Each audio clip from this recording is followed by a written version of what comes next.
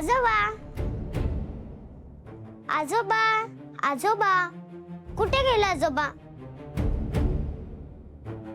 मला बोलवलं आणि कुठे निघून गेले आजोबा? आता फक्त 20 मिनिटं राहिलीत. आजी आजी आजोबा कुठे आहेत?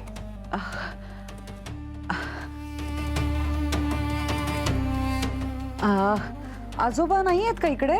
असतील, येतील थोड्या वेळात. तुला एक गंमत बघायची का? हो.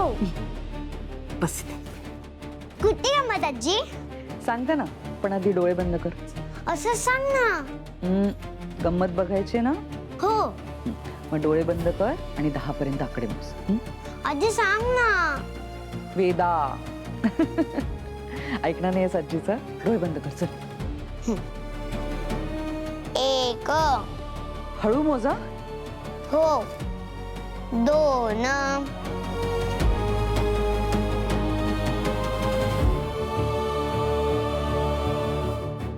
3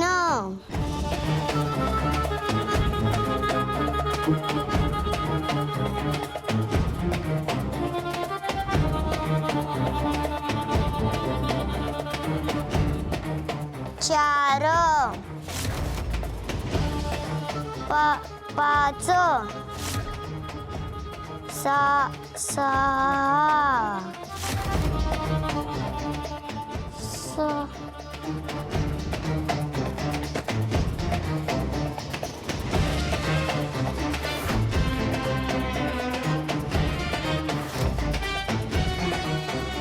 आता काही करून तिला घराबाहेर न्यावं लागेल.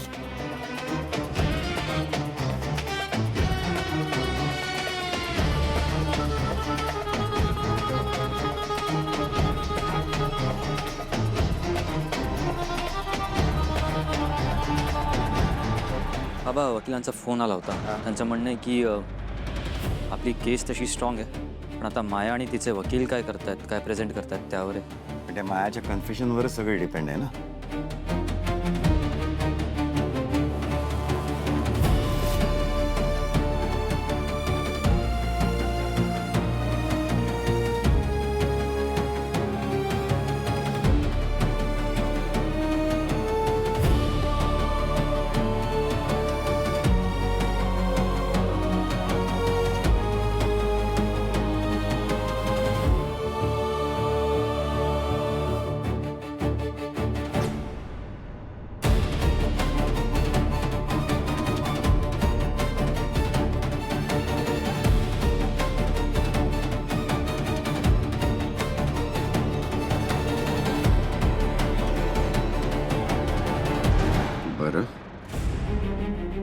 आई बरं झालं तू पण इथेच आहे. मला तुझ्याशी पण काही बोलायचं होतं. काय काय बोलायचं होतं? सांगतो या ना बाबा. ते मी जस्ट आपल्या वकिलांशी बोललोय मायाच्या केसबद्दल. त्याचं म्हणणं आहे की केस आता सिरियस होत चालली आहे आणि माया आणि तिचे वकील पुरावे आणू शकतात. पण मायाकडे काय पुरावे आहेत? नसतीलच बाबा, पण ती माया आहे. फेक पुरावे आणायला काय जाते तिला? आपल्याला माहिती ती कुठल्याही थराला जाऊ शकते. 12 वाजत आलेत. काय करू यांना इथून कसं बाहेर काढू?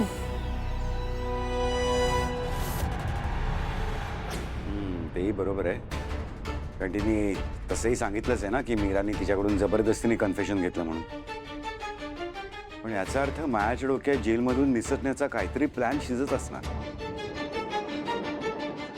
अजून एक गोष्ट, त्या घटनेच्या वेळेस माया कुठे होती हे जर आपण सिद्ध करू शकलो, टाइमलाईन जर कोणी तिला बघितलं असेल वगैरे वगैरे, तर आपली केस स्ट्रॉंग होऊ शकते. आई त्या घटनेच्या दरम्यान मायाची वागणूक जरा विचित्र किंवा वेगळी होती असं काही जाणवतंय तुला? आठवतंय तुला? नाही नाही तसं काही नाही जाणवलं. इतक्या कष्टाने सगळं इथपर्यंत आणलं आणि आता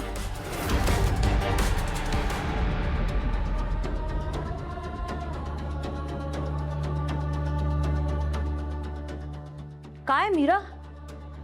हं? इतकं सगळं घडलं तरी असून तू गप्पच आहेस. मला एक्सपेक्टेड होतं ऍटलीस्ट तुझं असं रक्त उसळेल. काहीच नाही. नाही म्हणजे कन्सिडरिंग की मी इतकं मोठं सत्य सगळ्यांसमोर रिव्हील केलं तरी तू तुझ्या सासूचं काहीच करू शकली नाहीस. काहीच नाही. नाही मला सांग, या घरात तुझी खरंच लायकी आहे का ग? आणि एवढा ॲटिट्यूड, हा का इगो? नाही इम्प्रेसिव्ह आहे पण युजलेस आहे ना. मला सांग, या घरात कोण कुत्र तुझ्यावर विश्वास ठेवतं? बाकीच्यांचा जाऊ दे, तुझा नवरा तो सुद्धा तुझ्या बाजूने उभा नाहीये. म्हणजे त्याचं जाऊ दे, तो मंदच आहे. कधी या बाजूने कधी त्या बाजूने, कधी कुठल्या बाजूने बोलायचं ते कळत नाही. झालं की अजून काही बोलायचं बाकी आहे तुझं? तू काय कबूल केलंस, तू कोणाचं नाव घेतलंस याने काहीच फरक पडत नाही माया. आणि तू माझी लायकी विचारतेस ना, तर एक गोष्ट लक्षात ठेव. मी शांत आहे कारण मी योग्य वेळेची वाट बघतेय. तुझ्यासारखं नाही, कोणीतरी सांगताय म्हणून मोठा गुन्हा करायचा आणि मग स्वतःला निर्दोष ठरवत फिरायचं.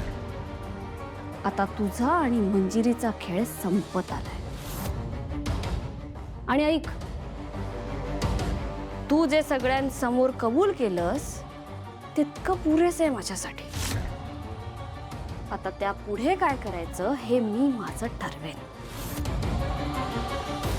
गेलीस तरी चालेल.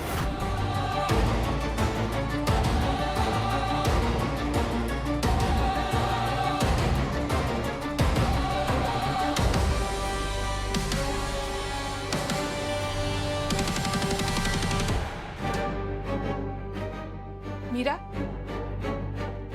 ही माया काय म्हणत होती? काही नाही.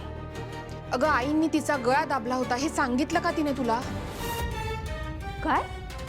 हो, मी जेव्हा त्यांच्या खोलीत गेले होते तेव्हा ती आणि अजित हेच बोलत होते. अगं मग आता तू हा विचार केला असशील ना की माया तर वाईटच आहे म्हणून मंजिरीने तिचा गळा धरला असणार. पण तू हा विचार नाही करणार की मायाने सगळ्यांसमोर मंजिरीचं नाव घेतलं म्हणून तिने गळा धरला असेल. कारण तुझी सासू जगातली सगळ्यात चांगली आणि भोळी सासू आहे, हो ना?